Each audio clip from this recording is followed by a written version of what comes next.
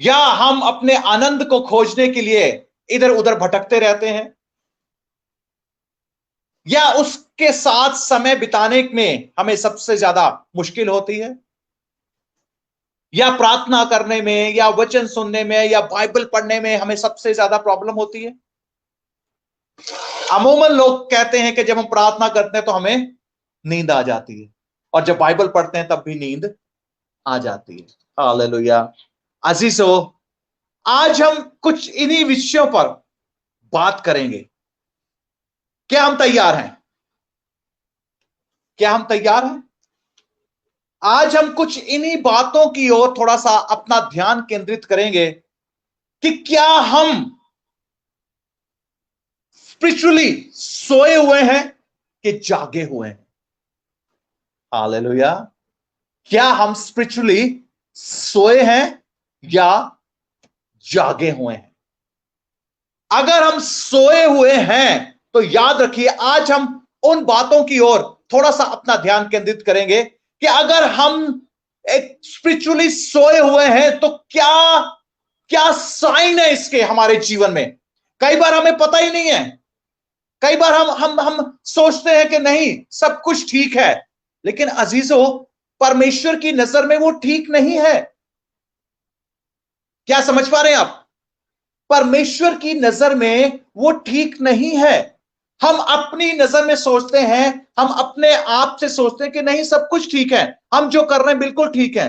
लेकिन अजीजों, परमेश्वर क्या चाहता है, या परमेश्वर की क्या मर्जी है, या परमेश्वर की क्या इच्छा हमारे जीवन में, आइए हम कुछ बातों की ओर देखते हैं कि परमेश्वर की जो इच्छा है कि हम हमेशा उसकी उपस्थिति में बने रहें, हमेशा जागृत रहें, तो क्या हम आज सोए हुए हैं आत्मिक रीति से कि जागे हुए हैं? हालेलुया। हम कुछ पॉइंट्स को देखेंगे, 10 या 11 पॉइंट्स हैं हमारे पास। हम उनको देखते हैं कि परमेश्वर के वचन के अनुसार हम कहां पर खड़े रहते हैं। हालेलुया। क्या आप तैयार हैं आज के वचन को ग्रहण करने के लिए, आज की इस टीचिंग को ग्रहण करने के लिए? अजीजों, अपनी आंखें और अपने कान खुले रखिए। याद रखिए, अपनी आंखें और अपने कान खुले रखिए कि परमेश्वर का वचन आज हमसे क्या बात करने जा रहा है। हालेलुया। आइए हम एक वर्ष को देखते हैं। मत्ती की अंजील 26 अध्याय और उसकी 41 आयत को जल्दी से देखें।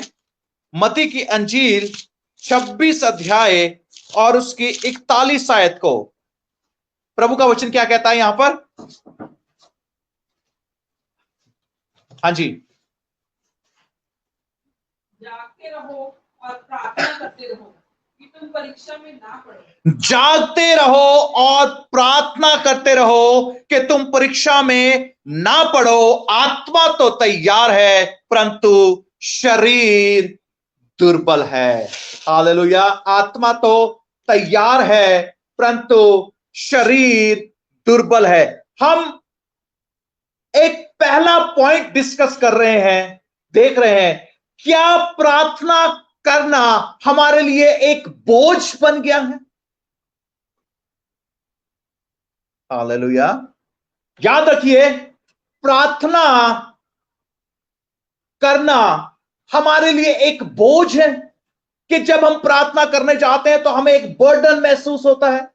लेकिन अगर ऐसा है तो याद रखनी है अजीजों, हम आत्मिक रीति से सोए हुए हैं, क्योंकि प्रभु का वचन क्या कहता है? जागते रहो और प्रार्थना करते रहो।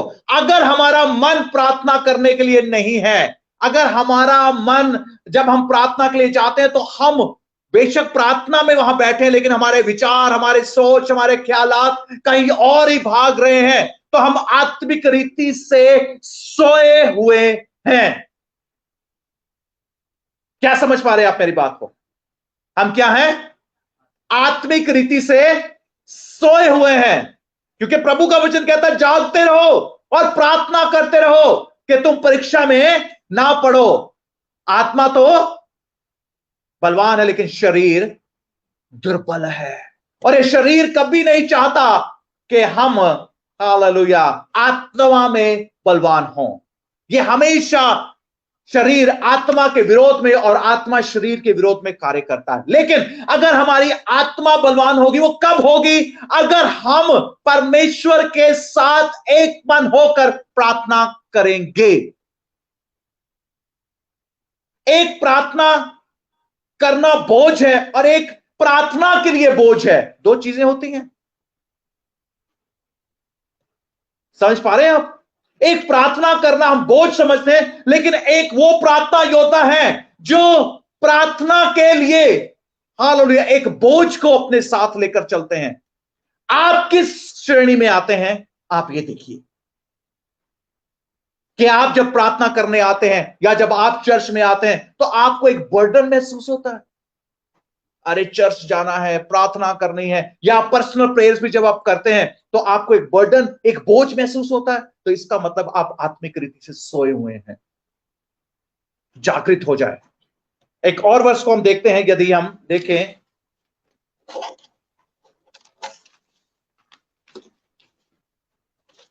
लूका की इंजील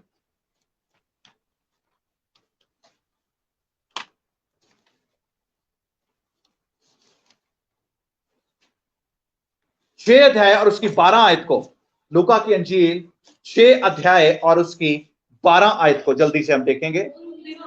हाँ जी, पहाड़ पर प्रार्थना करने गया।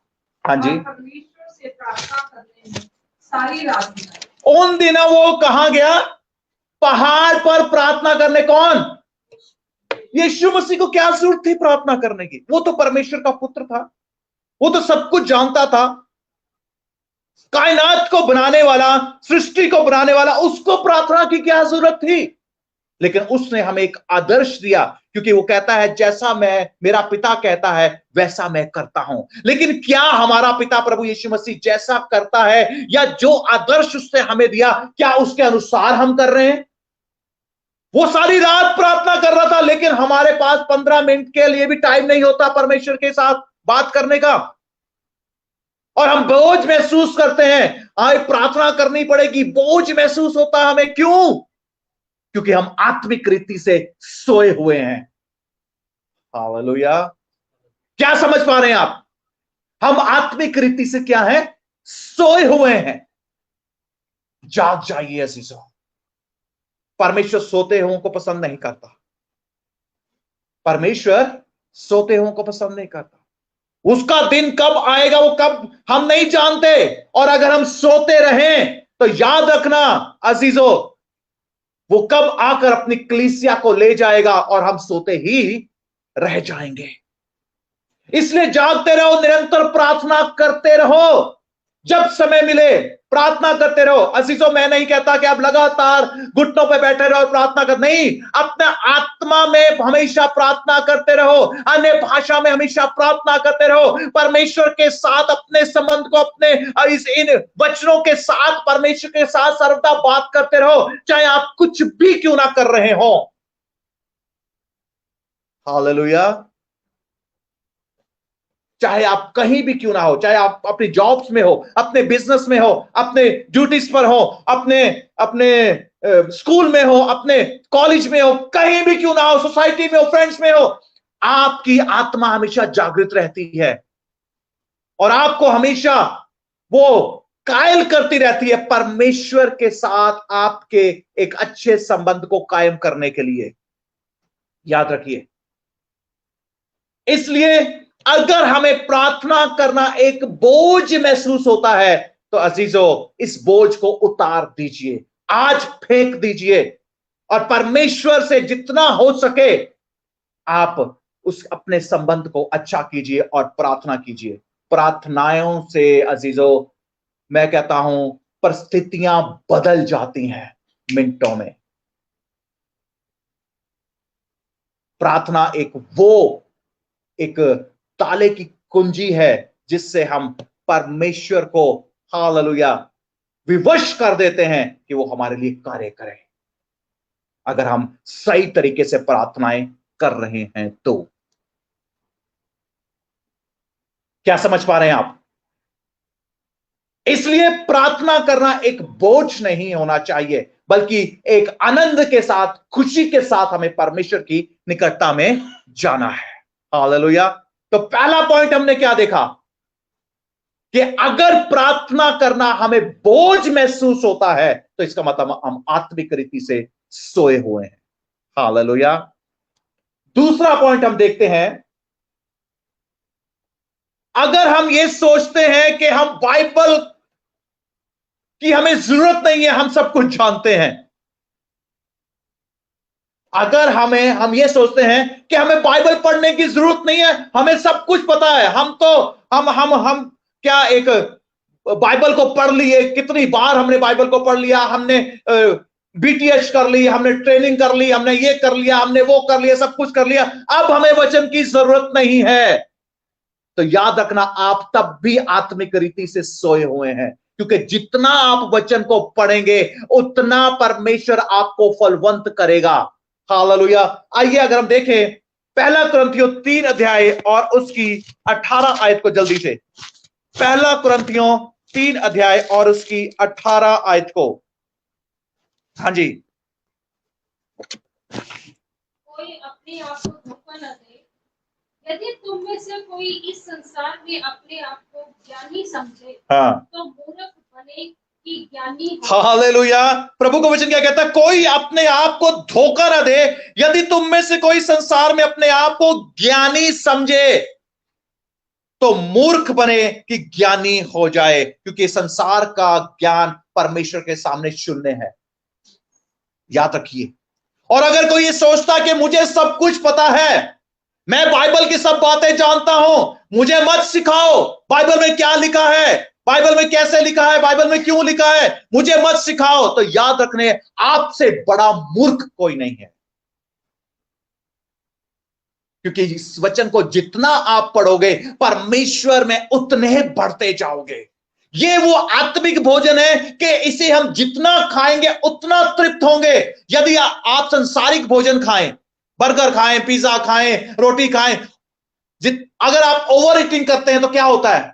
फूड पॉइजनिंग हो जाती है, हमें वॉमिट्स आ जाती हैं, ऐसा। लेकिन ये जो परमेश्वर का आत्मिक वचन है, आप इसे जितना खाएंगे उतना आत्मा में बलवान होंगे। और अगर कोई ये समझे कि नहीं मुझे पता है बाइबल की, मुझे मत सिखाओ, तो वो मूर्ख है। ये पूरी जिंदगी का प्रोसेस है। जब तक हम इस दुनिया में हैं, हमें इस वचन को पढ़ना ही पढ़ना है, इस वचन में से सीखना ही सीखना है। और अगर हमारे अंदर ये बात है कि नहीं, मैं बाइबल की सब बातें जानता हूं, मुझे मत, तो इसका मतलब आप आत्मिक रीति से सोए हुए हैं। आत्मा आपकी सोई हुई है, क्योंकि आप शारीरिक रीति से वो बातें कर रहे हैं। आत्मिक इंसान कभी ये बातें नहीं करेगा। आत्मिक इंसान कभी ये बातें नहीं बोलेगा। मैं अपनी बात बताता हूं, मुझे कई बार इन बच्चों से सीखने को मिल जाता है। कई बार ये बच्चे ऐसी ऐसी बातें बोलते हैं कि मुझे सीखने को मिलता है क्या वाकई प्रभु, अगर आपका सीखने का हृदय होगा तो याद रखिए परमेश्वर आपको किसी भी जरिए से आपसे बात करेगा और आपको सिखाएगा। लेकिन अगर आपने बस ये सोच लिया और अपनी जिंदगी को बंद कर लिया कि नहीं अब मुझे नहीं सीखना, अब मुझे पूरी बाइबल आती है, मैंने बाइबल को पढ़ लिया है, अब मुझे सीखने की जरूरत नहीं है, तो आप आत्मिक रीति से सोए हुए हैं। जाग जाइए कि परीक्षा में ना पढ़ो। क्या समझ पा रहे हैं आप? और इसीलिए प्रभु का वचन हमें बताता। और एक आयत को और देखें, पहला कुरिन्थियों 8 और उसकी 2 आयत को। पहला कुरिन्थियों 8 और उसकी 2 आयत को। हाँ, मैं कुछ जानता हूं, हाँ, तो जैसा जानना चाहिए वैसा अब तक नहीं जाना। यदि कोई समझे कि मैं कुछ जानता हूं तो जैसा जानना चाहिए वैसा अब तक नहीं जानता। किस बात का घमंड है? प्रभु वचन कहता है किस बात पे? कितने मर्जी आप फिलोसफर हो जाओ, कितने मर्जी आप टीचर बन जाओ, प्रभु कहता है का वचन कहता है यदि कोई समझे कि मैं कुछ जानता हूं तो जैसा जानना चाहिए वो अब तक नहीं जानता। परमेश्वर के भेदों को जानना हर किसी के बस की बात नहीं है। याद रखना, परमेश्वर के वचन को जब तक उसका वो खुद आपको प्रकाशन ना दें, जब तक वो परमेश्वर आपको ना सिखाए, पवित्र आत्मा आपको टीच ना करे, पवित्र आत्मा आपको लीड ना करे, आप कुछ नहीं कर सकते। अपनी मर्जी से आप जो मर्जी करते रहे, अपनी मर्जी से कहें जी मैं बहुत कुछ जानता हूं, मैंने बीटीएच कर रखी जी, मैंने ये किया, मैंने वो किया, ऐसा है वैसा है। लेकिन प्रभु का वचन क्या कहता है? प्रभु कहता है जो कोई अपने आप को समझे कि मैं कुछ जानता हूं तो जैसा जानना चाहिए वैसा अब तक नहीं जानता। और अगर हमारे अंदर ये चीजें हैं कि मैं बहुत कुछ जानता हूं, मुझे सब पता है, मुझे मत बताओ, मैं बाइबल की सब बातें जानता हूं, मुझे बाइबल इतनी बार पढ़ी हुई है, बार बार आपसे ये बात कर रहा हूं, तो आप आत्मिक रीति से सोए हुए हैं। क्या आप मेरे साथ हैं? इसलिए इस चीज को याद रखें। और अगर हम देखते हैं एक बहुत बड़ी और मेजर बात, तीसरा पॉइंट, इसको याद रखिएगा। तीसरा पॉइंट क्या है कि हम दूसरों को तो सिखाते हैं लेकिन हम खुद उस पर उन कार्यों को नहीं करते, हम खुद उन बातों को फॉलो नहीं करते। क्या समझ पा रहे हैं आप? हम दूसरों को सिखाने के लिए हमेशा तैयार रहते हैं, दूसरों को ये ऐसा, ये वैसा, ये वैसा, ऐसा करो, वैसा करो, लेकिन हम कितना फॉलो कर रहे हैं परमेश्वर के वचन को? अगर हम परमेश्वर के वचन को फॉलो नहीं कर रहे तो हम आत्मिक रीति से सोए हुए हैं। आइए एक वर्ष को देखते हैं हम, मत्ती 23 अध्याय और 3 आयत को, जल्दी से। मत्ती 23 अध्याय और 3 आयत को। हां जी,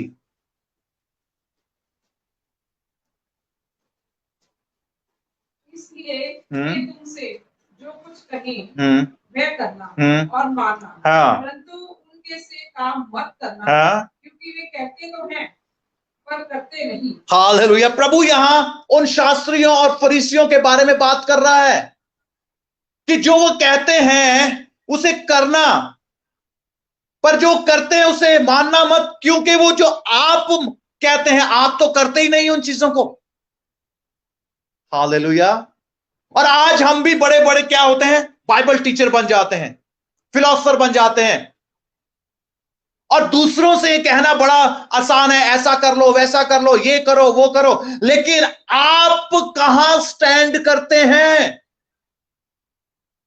यहां पर खड़े होके मैं अपने आप को भी कहता हूं, यहां खड़े होकर प्रचार करना बड़ा आसान है, आपको बताना बड़ा अच्छा है, लेकिन आप मेरी जिंदगी को, मेरे इस जिंदगी को देखते हैं कि मेरी जिंदगी कैसे चल रही है?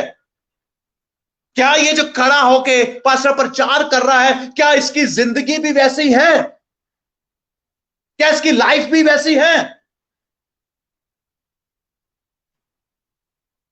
हालेलुया। यहां पर खड़ा हुआ मैं आपको स्वर्गदूत लगता हूं, लेकिन अगर मैं परिवार में मेरा अच्छा रिलेशन नहीं है, मेरे परिवार के साथ, मेरी कलीसिया के साथ मेरा अच्छा संबंध नहीं है, और परमेश्वर के साथ मेरा अच्छा संबंध नहीं है, तो मैं स्वर्गदूत नहीं, मैं क्या हूं? भूत हूं एक तरह से। अजीजों, बहुत मायने रखता है ये बातें कि आप यहां से क्या टीच कर रहे हैं, आप यहां से क्या प्रीच कर रहे हैं, लेकिन आपकी जिंदगी दूसरों के लिए ठोकर का कारण है, क्योंकि लोग आपका जिंदगी को, आपकी लाइफ को देख रहे हैं कि आप कहां चल रहे हैं, कैसे चल रहे हैं, कहां उठना है, कहां बैठना है, आपकी क्या संगति है, किन लोगों से मिल रहे हैं, क्या कर रहे हैं। अजीजों, मैं फिर कहता हूं, बार बार कहता हूं, हम 2 आंखों से देखते हैं, लेकिन संसार कितनी आंखों से हमें देखता है? हम तो सिर्फ 2 आंखों से देखते हैं ना, लेकिन हमारी जिंदगी को संसार, ये पूरा संसार कितनी आंखों से देखता है। और इसीलिए अजीजों, हमें दूसरों के लिए ठोकर का कारण नहीं बनना। और अगर हम दूसरों को सिखा रहे हैं और खुद उस चीज पर खड़े नहीं है या उस चीज को अपने जीवन में लागू नहीं कर रहे, तो हम आत्मिक रीति से डेड हैं, सोए हैं। कहने का मतलब क्या है? डेड हैं हम, आत्मिक रीति से सोए हुए हैं, बस दिखावा कर रहे हैं। क्या कर रहे हैं? बस दिखावा कर रहे हैं और कुछ नहीं है। अजीजों, परमेश्वर ऐसे लोगों को पसंद नहीं करता। क्या समझ पा रहे हैं आप? और देखते हैं, अगर हम परमेश्वर की राज्य की खोज ना करें और इस संसार के चीजों की खोज करें, तब भी हम आत्मिक रीति से सोए हुए हैं। क्योंकि परमेश्वर का वचन क्या कहता है? पहले मेरे धर्म राज्य की खोज करो तो ये सब वस्तुएं तुम्हें मिल जाएंगी। लेकिन हम संसार के धन की खोज में तो लगे हुए हैं, लेकिन परमेश्वर के राज्य की खोज में नहीं है।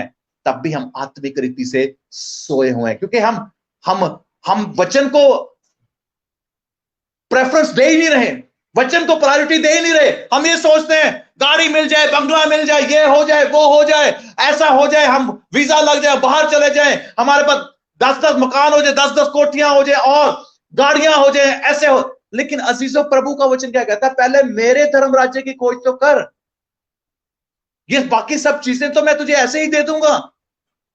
लेकिन वो करना हमारे लिए मुश्किल है। आइए एक वर्ष को हम देखते हैं, मत्ती 23 अध्याय और उसकी 31 और 32 आयत को। इससे तो तुम अपने पर आप ही गवाही देते हो, हाँ जी, कि तुम भविष्यद्वक्ताओं के हत्यारों की संतान हो। हाँ, अतः तुम अपने बाप दादों के पाप का घड़ा पूरी तरह हालेलुया। क्यों प्रभु का वचन ये कह रहा है? क्योंकि परमेश्वर की आज्ञाओं को ना मानकर वो इस संसार की रीति पर कार्य कर रहे हैं। इसलिए वो कहते हैं जैसे तुम्हारे बाप दादाओं ने किया, जैसे तुम्हारे बाप दादाओं ने किया, उन भविष्यद्वक्ताओं की बातों को नहीं माना, परमेश्वर के वचन को नहीं ग्रहण किया और अपनी ही रीति पर कार्य किया, अपनी ही चाल चले, तो वैसे ही तुम भी वो कर रहे हो। तो क्या कर रहे हो? अपने पाप का घड़ा भर रहे हो। हालेलुया। इसीलिए अजीजों, अगर हम भी परमेश्वर के राज्य को छोड़कर इस संसार की बातों में लगे हुए हैं और उस धन के पीछे लगे हुए हैं कि हम धनवान हो जाए, हमें पैसा आ जाए, और शॉर्टकट क्या होता है? शॉर्टकट मारने की कोशिश करते हैं कि ऐसे कर लें तो इतना पैसा आ जाएगा, यहां से कर लें तो ऐसा पैसा आ जाएगा। लेकिन मेरा यीशु शॉर्टकट का नहीं है, मेरा परमेश्वर शॉर्टकट का नहीं है। हालेलुया। और इसीलिए अजीजों, अगर हम इस अवस्था में अपने आप को पाते हैं तो हम आत्मिक रीति से सोए हुए हैं। याद रखिए। क्या समझ पा रहे हैं आप? और हम देखते हैं, अगर हम चर्च जाते हैं और चर्च के कामों में हमें कोई इंटरेस्ट नहीं है, अरे अपने आप पादरी कर लेगा, हम तो तैयार होकर जब चर्च का समय होगा तब जाएंगे, बाकी जो पादरी जाने, उसका परिवार जाने, हमें क्या मतलब है। हालेलुया। अजीजों, तब भी हम आत्मिक रीति से सोए हुए हैं, क्योंकि जो परमेश्वर के भवन में काम नहीं कर सकता, परमेश्वर कहता तू मेरे घर को सवार तो मैं तेरे घर को सवारूंगा। लेकिन परमेश्वर के घर को जब सवारने की बारी आती है, तब हम क्या होते हैं? वो कर लेगा, ऐसा हो जाएगा, वो कर लेगा, मैं नहीं करूंगा तो वो कर लेगा। नहीं अजीजों, मैं आपको बताता हूं अपनी बात। अजीजों, मैं प्रभु को जानता भी नहीं था, लेकिन मुझे चर्च के नहीं, प्रभु के बारे में जानता था, प्रभु को नहीं जानता था। लेकिन मुझे चर्च के काम करने में इतना आनंद आता था ना, इतना आनंद आता था कि मुझे बड़ा अच्छा लगता था कि कोई कहे चर्च में दरियां बिछा दो या बेंच साफ कर दो या चर्च में जो भी सामान लगा है डेकोरेशन करनी, जो कुछ भी करना, बाइबल साफ करके रखनी, चर्च, मुझे बहुत अच्छा लगता था और मैं शुरू से करता था इन चीजों को, और आज भी करता हूं, ऐसी बात नहीं, आज भी करता हूं। और अगर हमारे अंदर परमेश्वर के भवन को संवारने की चाहत नहीं है, कार्य करने की चाहत नहीं है, तब भी हम आत्मिक रीति से सोए हुए हैं।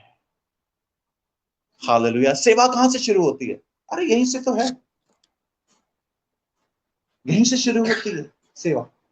और ये हमारे अंदर चाहत होनी चाहिए कि नहीं, हम समय से पहले जाएं और पूछें, पास्टर जी कोई काम तो नहीं है क्या, सब काम हो गया? लेकिन हम तब आते हैं जब सब कुछ कंप्लीट हो जाता है कि हम बैठें और बस सुने। बाकी उसके बाद चर्च खत्म भी हो जाएगा, उसके बाद भी हम ये सोचते हैं ये पादरी का काम है, ये अपने आप करता रहेगा, हम तो चले, बस हमारा ड्यूटी कंप्लीट। अजीजों, हम फिर भी आत्मिक रीति से सोए। अगर हम देखें यिर्मयाह 48 अध्याय और उसकी 10 आयत को, यिर्मयाह 48 अध्याय और उसकी 10 आयत को जल्दी से।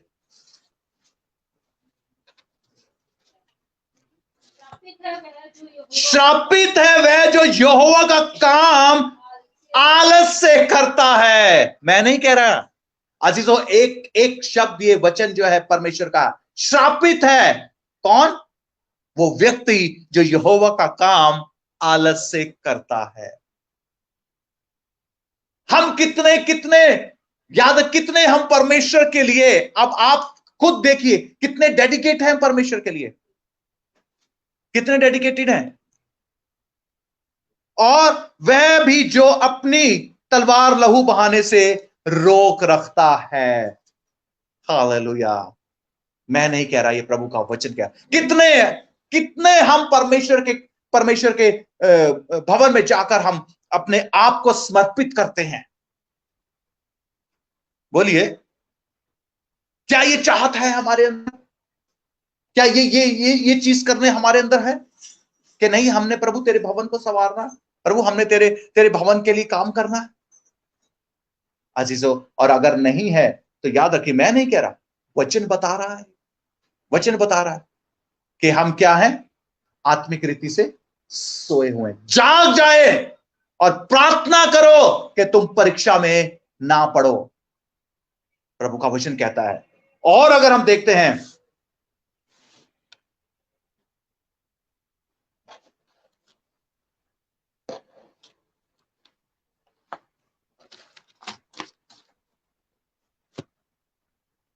क्या आपको शर्म आती है जब परमेश्वर का नाम आपके सामने लिया जाता है, या परमेश्वर की बात आपके साथ होती, या आपके बीच में खड़े होकर आपको परमेश्वर के बारे में कुछ बताना हो?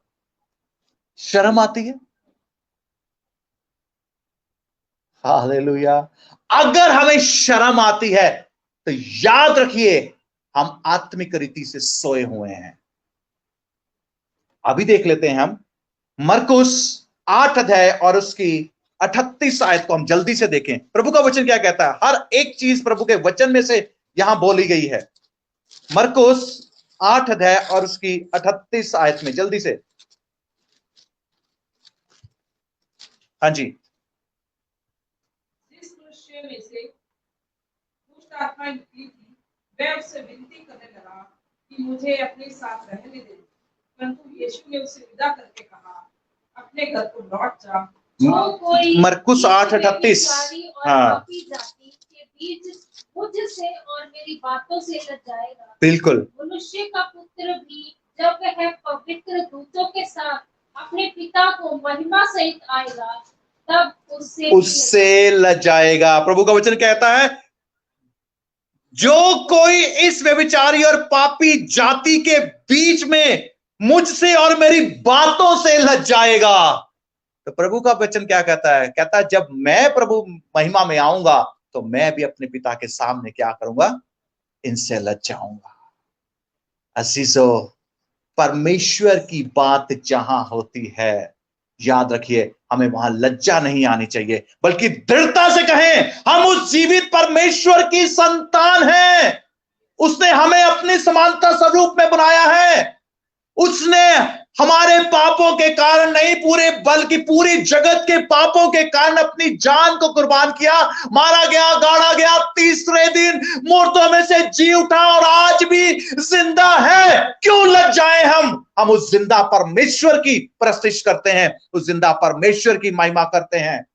ये पापी जाति के सामने, वो तो पाप में है, उस पापी जाति को बचाने के लिए ही तो परमेश्वर इस दुनिया में आया। वो किसी जाति के लिए नहीं, किसी कुल के लिए नहीं, किसी लंबे के लिए नहीं, किसी छोटे के लिए नहीं, किसी काले के लिए नहीं, किसी धर्म के लिए नहीं आया, बल्कि पूरी मानव जाति के पापों के लिए, उनके पापों से आजाद करने के लिए, उन्हें छुटकारा देने के लिए इस दुनिया में आया। क्यों लज्जाएं?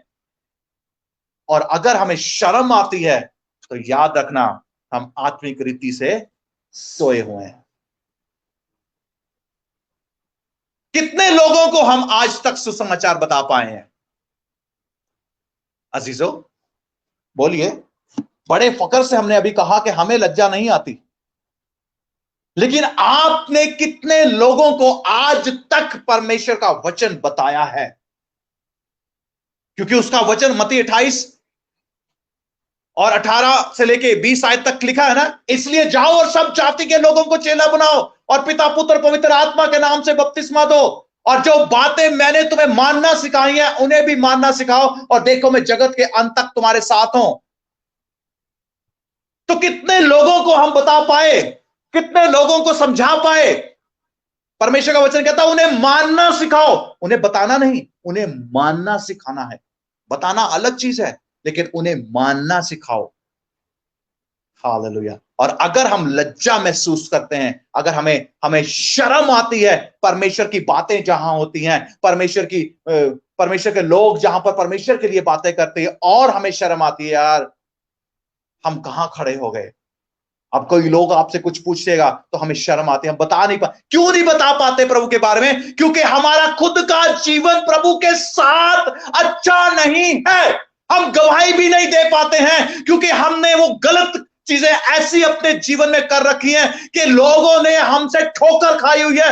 हम कैसे लोगों को बता पाएंगे? वो कहेगा अपनी जिंदगी तो बदल, तू मेरी बदलने चला है। इसलिए बहुत जरूरी है अगर हम परमेश्वर के लिए के साथ परमेश्वर के अपने संबंध को परमेश्वर के साथ अच्छा करेंगे, तो याद रखना परमेश्वर हमें, मैं कहता हूं कि उन लोगों के बीच में भेजेगा जहां पर वो चाहता है कि हम उसके नाम का प्रचार करें, और हमें कभी लज्जा नहीं आएगी, कभी लज्जा नहीं आएगी, शर्म महसूस ही नहीं करेंगे। क्यों? क्योंकि परमेश्वर ने हमें एक सहायक दिया है, पवित्र आत्मा, जो हमारे साथ है और हम में होकर कार्य करता है। क्या समझ पा रहे हैं आप? और इसलिए अजीजों, आज से इस बात को समझ लीजिए कि हम कहीं भी खड़े हों, हमें परमेश्वर के वचन को बताने में कोई शर्म नहीं है, कोई सुने ना सुने। हालेलुया। इसलिए हमें किसी की आस्था को भंग नहीं करना है ना, किसी की आस्था को गलत नहीं कहना। जो कोई जैसा कर रहा कर, लेकिन आप परमेश्वर के बारे में बताएं बस, कि प्रभु यीशु मसीह इस दुनिया में आया, उसने क्या किया, क्या उद्देश्य था, उसने मानव जाति के लिए क्या किया, हम जब उस पर विश्वास करते तो क्या होता है, बस। और से भी बड़ी बात है कि हमें अपनी टेस्टिमनी शेयर करनी आनी चाहिए कि परमेश्वर में से पहले हमारा जीवन कैसा था, जब हम परमेश्वर को ग्रहण किया अब हमारा जीवन कैसा है। प्रभु, लोग आशीषित होते हैं इन चीजों से। हालेलुया। और यही बात है, अगर हमें लज्जा महसूस होती है तो याद रखिए कि हम क्या हैं? आत्मिक रीति से सोए हुए हैं। और एक पॉइंट को हम और देखते हैं, अगर हम परमेश्वर का नाम फॉर्मेलिटी के लिए लेते हैं, क्या करते हैं? फॉर्मेलिटी के लिए। आइए हम देखें मत्ती 15 अध्याय और उसकी 8 और 9 आयत को। मत्ती 15 अध्याय 8 और 9 आयत को जल्दी से। हाँ जी। ये लोग होठों से तो मेरा आदर करते हैं, हाँ, पर उनका मन मुझसे दूर है। ये होठों से तो प्रभु प्रभु करते रहते हैं, रब रब करते रहते हैं, लेकिन इनकी अपनी जिंदगी, इनके अंदर इंटरनल लाइफ, इनका गुप्त का जीवन वो कोसों दूर है।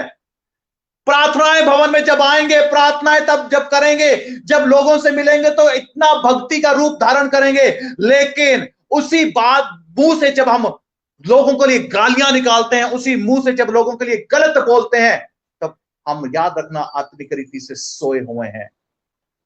प्रभु का वचन क्या कहता है? ये लोग होठों से तो मेरा आदर करते हैं, पर उनका मन मुझसे दूर रहता है, और वे व्यर्थ मेरी उपासना करते हैं, क्योंकि मनुष्यों के विधियों को धर्मोपदेश करके सिखाते हैं, दूसरों को बड़ा बताते हैं, दूसरों को बड़ा सिखाते हैं और अपने आप को धार्मिक बनाकर दूसरों के सामने पेश करते हैं, लेकिन हमारी खुद की जुबान पर कंट्रोल नहीं है। हमारी खुद की जुबान दूसरों को श्राप देने में लगी रहती है हमेशा। इसका मतलब हम आत्मिक रीति से सोए हैं, क्योंकि हमारा मन, जो हमारे मन में होगा ना, याद रखना, वो हमारी जुबान से बाहर आएगा। अगर हमारे मन में वचन है तो वचन रिलीज होगा, अगर गंदगी भरी हुई है तो गंदगी हम अपने मुंह से निकालेंगे। ये प्रभु का वचन कह रहा है, मैं नहीं कह रहा। एक एक बात प्रभु के वचन में से, इसलिए वो कहता है वो होठों से तो मेरा आदर करते हैं, लेकिन मन उनका मुझसे बहुत दूर है। और यही प्रभु का वचन कह रहा है कि हम फॉर्मेलिटी के लिए परमेश्वर की प्रार्थनाएं करते हैं, फॉर्मेलिटी के लिए सभाएं अटेंड करते हैं, फॉर्मेलिटी के लिए इधर जा उधर जा, ये कर वो कर, और फॉर्मेलिटी करने के लिए बहुत चीजें हम करते हैं, लेकिन हमारा मन जो है जैसा परमेश्वर चाहता है। अजी तो याद रखना, मैं एक चीज हमेशा कहता हूं, एक पापी से क्या कहता है परमेश्वर? मुझे अपना हृदय दे दे। और जब वो हृदय दे देता है तो परमेश्वर फिर कहता है अपना देह मुझे दे दे, क्योंकि ये पवित्र आत्मा का मंदिर है, इसमें मैं रहना चाहता हूं। और हम जब परमेश्वर पर विश्वास करते हैं तो अपना हृदय हम परमेश्वर को देते हैं और कहते हैं कि हमने अपना जीवन, अपना हृदय परमेश्वर को दे दिया, लेकिन फिर भी अगर हमारे अंदर ये चीजें हैं, फिर भी अगर हमारे अंदर ये गंदगी भरी हुई है, तो अभी तक हमने संपूर्ण रूप से अपना जीवन, अपना हृदय परमेश्वर को दिया ही नहीं है।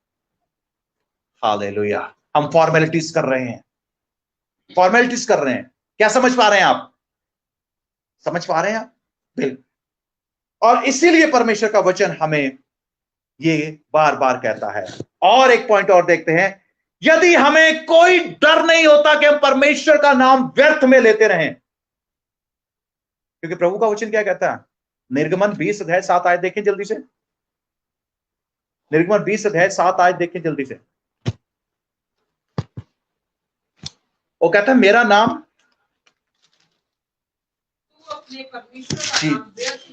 तू अपने परमेश्वर का नाम व्यर्थ ना लेना। आगे,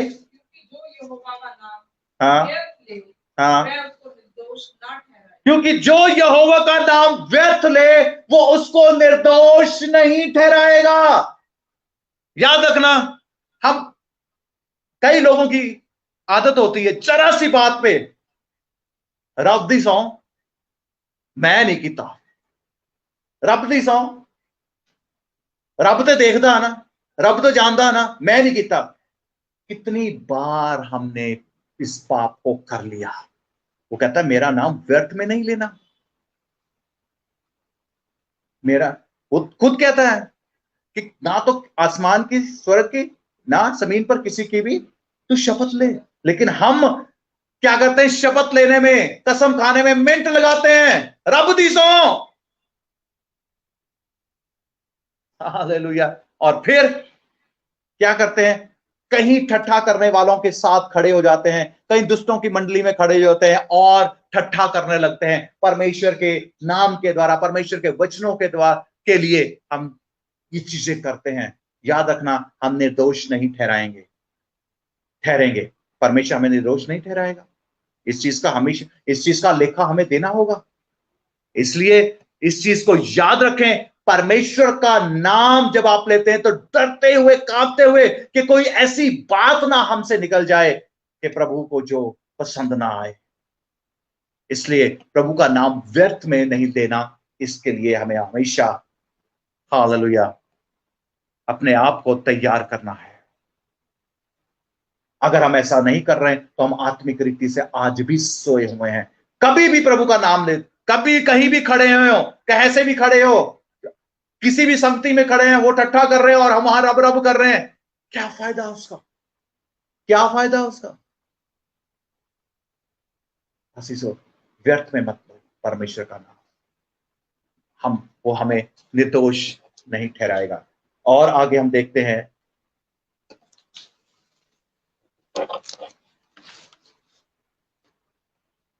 अगर हम संसारिक बातों में अपने जीवन को ज्यादा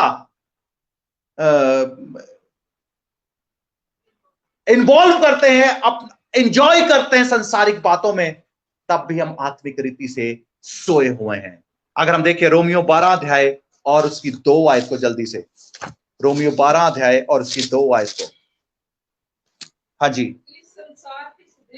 इस संसार के सदृश ना बनो, वरन तुम्हारे मन के नए हो जाने से, वरन तुम्हारे मन के नए हो जाने से तुम्हारा चाल चलन भी बदलता जाए, जिससे तुम परमेश्वर की भली, हाँ जी, और सिद्ध इच्छा अनुभव से मालूम करो। परमेश्वर की भली और भावती और सिद्ध इच्छा। क्या समझ पा रहे हैं आप? संसार के सदृश मत बनो, यानी कि हम संसार को भी खुश कर रहे हैं और परमेश्वर को भी। कोई भी व्यक्ति 2 नावों पर पैर रखकर कभी पार नहीं हो सकता। क्या समझ पा रहे हैं आप? आपको एक नाव चुननी पड़ेगी। अगर आपने पार होना है, या तो इस तरफ हो जाओ या उस तरफ हो जाओ। अगर नरक पे जाना है तो संसार को चुन लो, और अगर स्वर्ग जाना है तो परमेश्वर को चुन लो। याद रखिए, 2 नावों पर आप पैर रखोगे तो डूबोगे ही डूबोगे। इसलिए प्रभु का वचन कहता है कि संसार के सदृश ना बनो, संसार के अनुसार अपने कामों को मत करो। संसार तो आपको नाश की ओर ले जाएगा, संसार आपको नाश की ओर ले जाएगा। लेकिन प्रभु आपको, अगर प्रभु के रास्ते पर चलोगे तो वह आपको स्वर्ग की ओर ले जाएगा।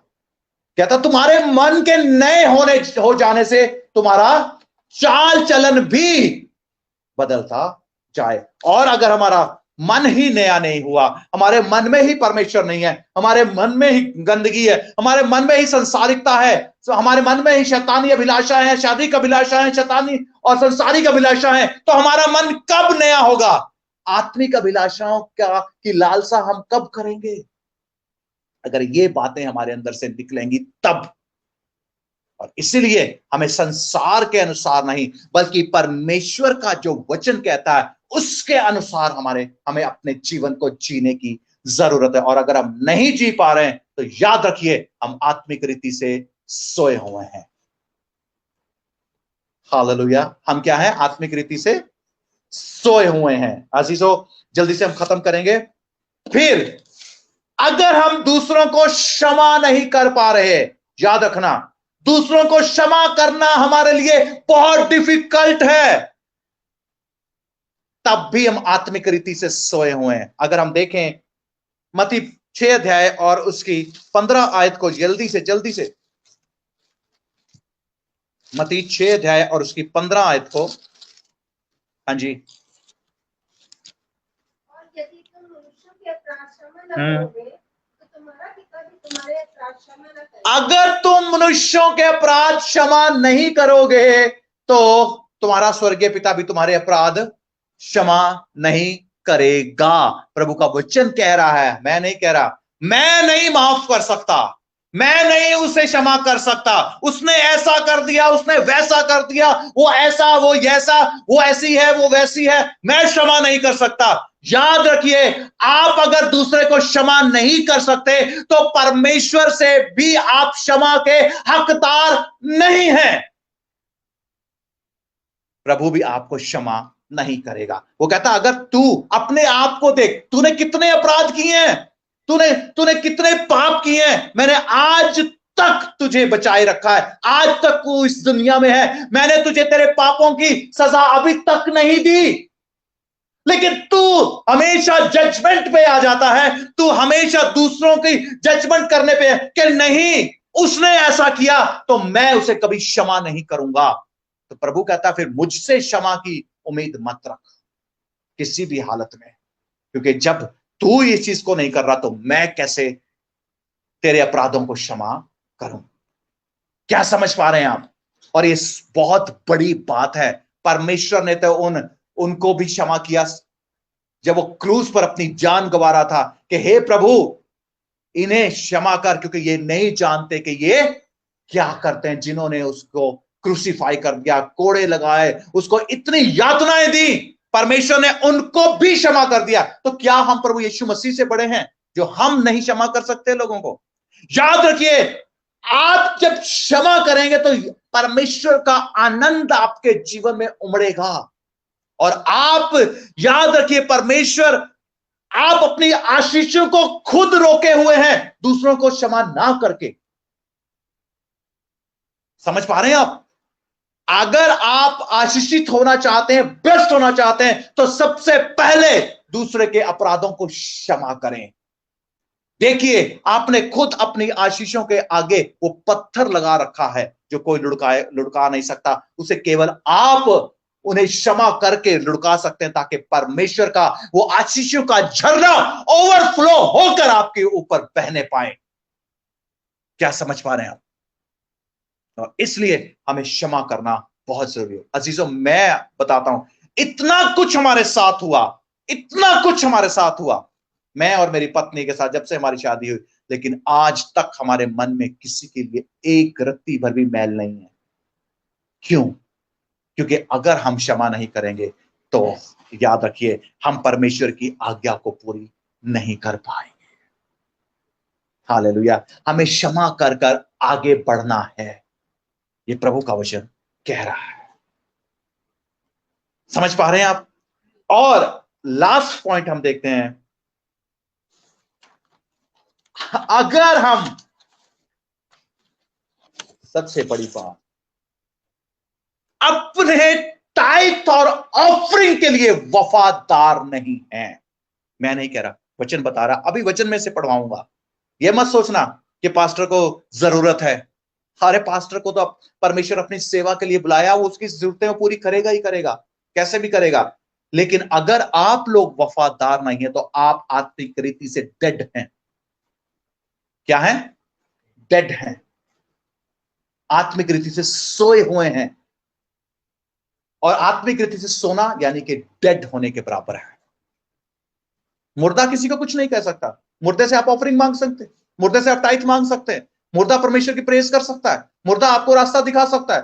तो इसका मतलब हम मुर्दा हैं।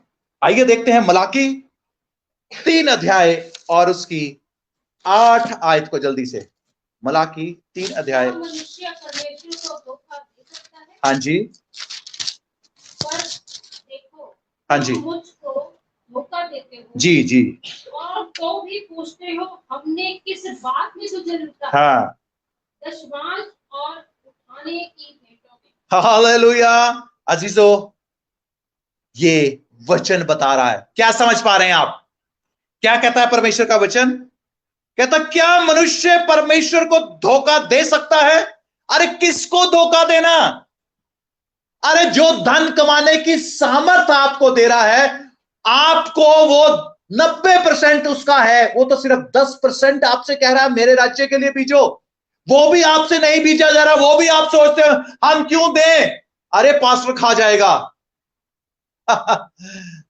पास्टर खा जाएगा, हम क्यों दे? आप पास्टर को नहीं, आप परमेश्वर के राज्य में बीज रहे हैं। और जब परमेश्वर के राज्य में आप वफादारी से बीजेंगे, परमेश्वर आपको फलवंत करेगा। ये परमेश्वर का वचन है। वो कहता, परख कर देखो यहोवा कैसा भला है।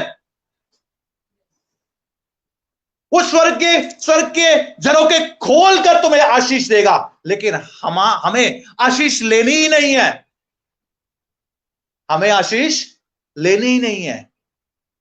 क्यों? क्योंकि प्रभु हमें नहीं देना, हमें तेरे राज्य के लिए बीजना ही नहीं है। अजीजों, यही प्रभु का वचन कहता है। कहता, क्या मनुष्य परमेश्वर को धोखा दे सकता है? पर देखो, तुम मुझको धोखा देते हो तो भी पूछते हो।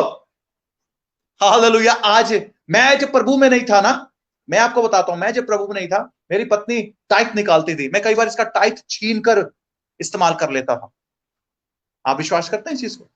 मैं इनका टाइट छीन लेता था और कहता था नहीं, नहीं देना, नहीं देना। और ये बेचारी कुछ नहीं बोलती थी, दे देती थी। और वो टाइट छीन कर मैंने अपने अपनी उसमें सिर्फ ये था कि घर के खर्चे कैसे पूरे होंगे, कहां से होंगे, आप इतना टाइथ निकाल रही हो, है ना, तो हम बाकी खर्चे कहां से पूरे करें। वो हमेशा मुझे ये कहती थी, विश्वास तो रखो परमेश्वर पर, विश्वास तो करो परमेश्वर, वो स्वर्ग के झरोखे खोल कर आपको ब्लेस करेगा। और अजीजों, जब मैंने इस चीज को माना ना, जब मैंने इस चीज को किया, तब मैंने देखा सच में मेरा परमेश्वर कभी किसी चीज की, भली वस्तु की कमी होने नहीं देता। किसको धोखा देते हैं हम? रोज ड्यूटी पर जाते हैं अपनी, रोज वहां काम करते हैं, अगर वही हमें जॉब ना दे, अगर वही हमारी जॉब को ब्लेस ना करे, अगर वही हमारे आदर को वहां ना बढ़ाए, तो याद रखिए हम कुछ भी नहीं है। और फिर भी उसके दिए हुए में से हम उसको देना पसंद नहीं करते। क्यों दें, क्यों दें? प्रभु का वचन कहता है, किसको धोखा दे रहे हो? और फिर मुझसे पूछते हो हमने किस बात में धोखा दिया? वो कहता है दशवांश और भेंटों को उठाने में। इसलिए अगर अजीजों आज भी हम इन चीजों को में नहीं है, तो हम आत्मिक रीति से सो रहे हैं, डेड है। क्या समझ पाए आप इन बातों? आज हमने कुछ बातों को डिस्कस किया, बहुत सी बातें हैं यहाँ, ये पूरी टीचिंग मैंने तैयार की, बहुत सी बातें हैं इसके अंदर, और भी बहुत सी बातें हम बता सकते हैं, लेकिन अजीजों जो मेन बातें वो मैंने आपको बताई। इसलिए याद रखिए, हमें बहुत जरूरी है कि हम जागते रहें और प्रार्थना करते रहें कि हम परीक्षा में ना पड़े। और इन चीजों को आप फॉलो कीजिए ताकि परमेश्वर आपको ब्लेस करे। आइए हम प्रार्थना करें।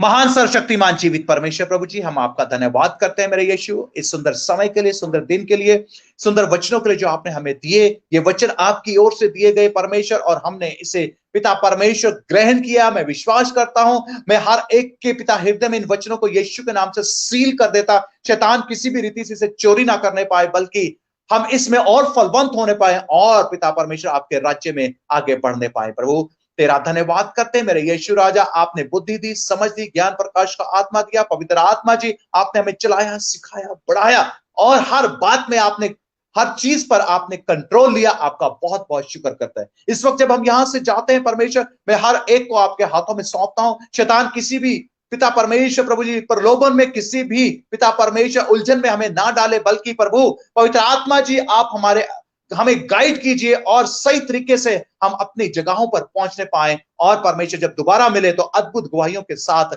हम मिले, और आपके साथ अपने संबंध में और आगे बढ़ते जाए। सब बातों के लिए आपका शुक्र करता हूं, और ये प्रार्थना मैं अपने जीवित परमेश्वर प्रभु यीशु मसीह के नाम से मांगता हूं। आमीन।